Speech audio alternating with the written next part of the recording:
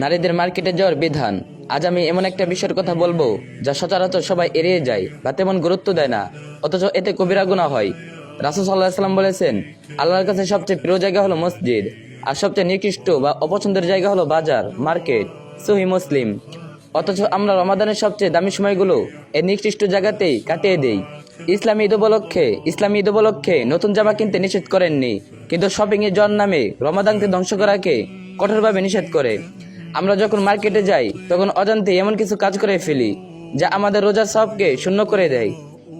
আমাদের মা বোনেরা অনেক সময় 5-10 টাকা কমানোর জন্য ভিনদেশি বা অপরিচিত পুরুষ দোকানদারের সাথে অনেকক্ষণ ধরে দরক সাক্ষী করেন, কথায় কথায় হেসে ফেলেন বা কণ্ঠ নরম করে কথা বলেন।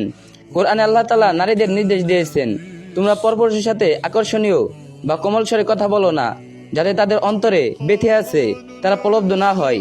সূরা আহজাব আয়াত 32।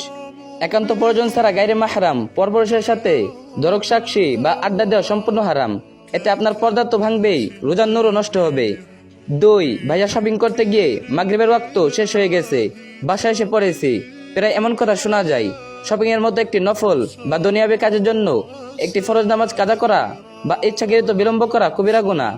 এমনকি পুরুষদের জন্য মার্কেটে থাকা অবস্থায় আজান হলে জামাত ছেড়ে একা পড়া মাকরু তাহরিমি। মার্কেটে গেলে আগে জেনে নিন সেখানকার নামাজ ঘর কোথায়। মার্কেট হলো শয়তানের আস্তানা। এখানে নারীদের পর্দার ব্যাপারে স্কলারগণ সর্বোচ্চ সতর্কতা অবলম্বনের ফতোয়া দিয়েছেন। 1, বোরকার মূল উদ্দেশ্য হলো সৌন্দর্য ঢেকে রাখা, কিন্তু আপনি যদি চুমকি বসানো, পাথর দেয়া বা স্কিন টাইট বোরকা পরে মার্কেটে যান, যা দেখে পরপুরুষরা আকৃষ্ট হয়, তবে ফিকহের ভাষায় সেই বোরকা পরা অবস্থাতেও আপনি বেপরদা। এমন বোরকা পরে পরপুরুষের সামনে যাওয়া হারাম।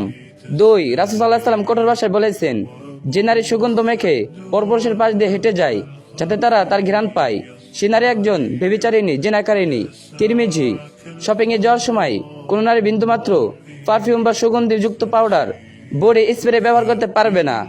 3, হানাফি মাহজাবের মূলনীতি হলো নারীদের হাত ও মুখমণ্ডল পর্দার অন্তর্ভুক্ত নয়, কিন্তু বর্তমান সময়ের মতো ফিতনার যুগে যেখানে মার্কেটে পরপুরুষের কুদৃষ্টি থাকে, স্কলারদের সর্বসম্মত ফতোয়ার স্বামী হলো যুবতী নারীদের জন্য চেহারা ঢাকা বা নিকাব পরা ওয়াজিব। সম্ভব হলে পরিবারের পুরুষ সদস্যের দিয়ে কেনাকাটা করান।